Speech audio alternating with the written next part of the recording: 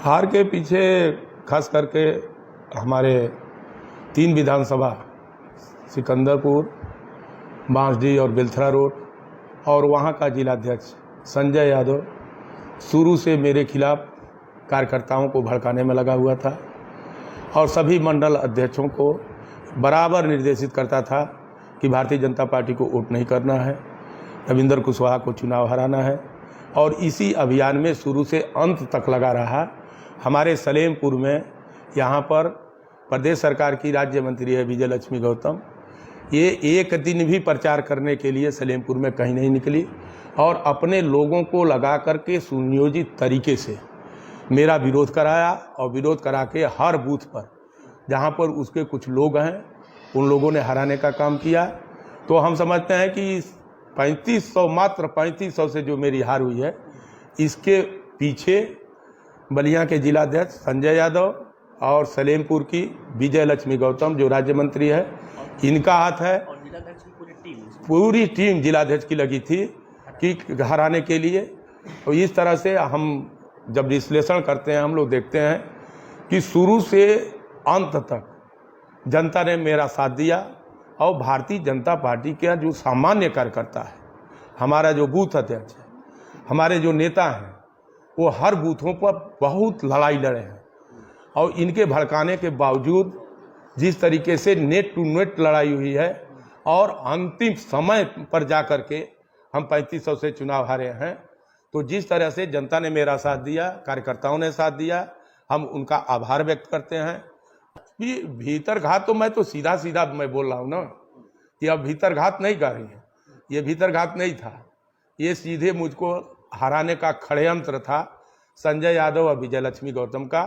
ये दोनों पहले से ही मिले हुए थे और मिल करके ये सब षड्यंत्र करके और मुझको हराने में भूमिका थोड़ी सी किया है, लेकिन कार्यकर्ता हमारे साथ मजबूती के साथ खड़ा था, लोग भाजपा के लोग खड़े थे, इसलिए मामूली वोट से मैं चुनाव हारा हूं।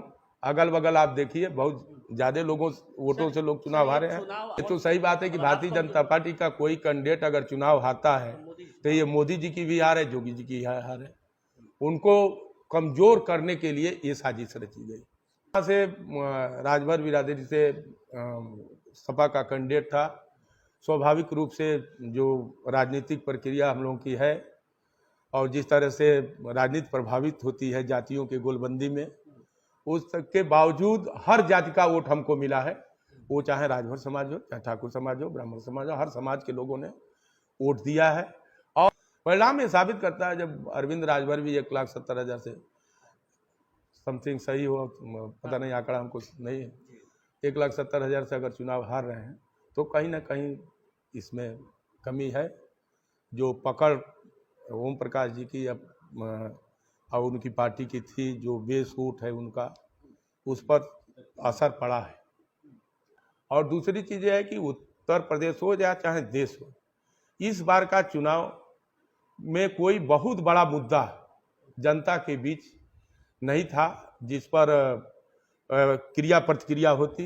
ये सामान्य सा चुनाव, एक तरह से हम कह सकते हैं मुद्दा विहीन चुनाव हो गया था, जिसके कारण सब क्यों नहीं मुद्दा बना पाया पार्टी का संगठन पूरी तरह से यहाँ की परिस्थितियों से अवगत है। आपने कराया है? नहीं, हमने नहीं करा है, खुद वो लोग चुनाव के पीरियड में यहाँ रहे हैं, उन लोगों ने देखा है। फिर पार्टी ने जो टीम बनाई है वो आएगी, वो टीम जांच करेगी कहाँ से गलती हुई है, किस लोगों ने गलत किया है, और पार्टी को जो निर्णय लेना होगा लेगी।